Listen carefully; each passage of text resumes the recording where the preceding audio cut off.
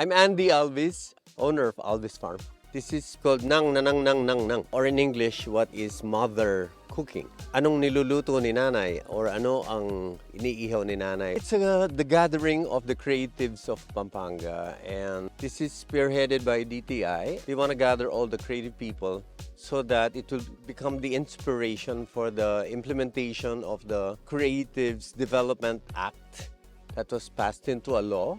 I think from this gathering will spark a training program that would really uplift the creativities of the Kapampangan people and maybe come up with a big industry of anything that is creative.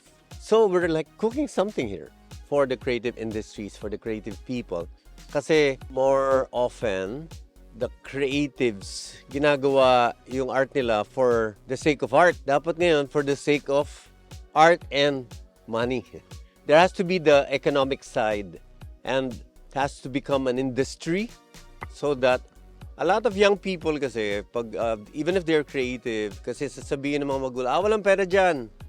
But now I think the DTI will help these creative people to make all the creative people make money and help them create an industry on whatever field of creativity that they have.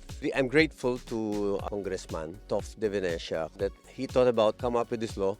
Kasi in AIM, Asian Institute of Management, there is a course called Managing the Arts, Managing the Artists. So I think what DTI is doing is to help manage artists or come up with people who can support the artists. That's why we have the business sectors here.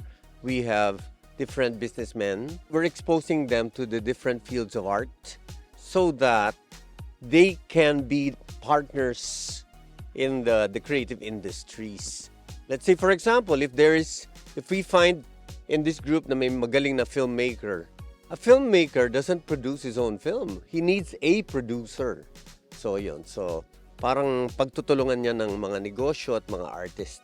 The creative industry is parang limited to the ones with money, the ones with capital, the ones na malalakas ng loob. So ngayon, pati yung mga hindi malalakas ng loob at pati yung mga walang pera na artist, pwede nang lumakas ang loob at magkaroon ng puhunan dahil pagtutulungan ito ng negosyo at ng gobyerno. Hopefully, it sparks a lot of interest from the younger generation and to the business sector. I gave up medicine. I was in med school. I gave up medicine to be an artist.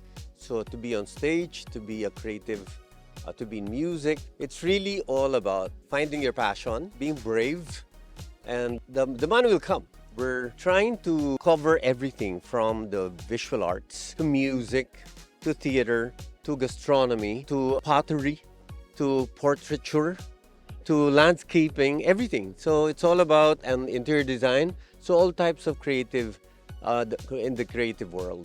There is always a big appreciation for activities like this. Makikita mo, dinumog tayo ng mga artists, ang dami-daming dumating kasi they all want to be a part of it. Even the business sectors here, because they also want to see what they can support as the business sector. Naghahanap yan ng mga project na masusuporta or maybe to be a part of the business side of the artistry. For the visual arts, they could open a gallery. But more importantly, the DTI, the government agency that will implement the development. Do not be disheartened or do not be discouraged sa economic side. Just follow your passion. Huwag kang imisip muna ng pera. Ganun yan sa arts eh. Just keep on creating.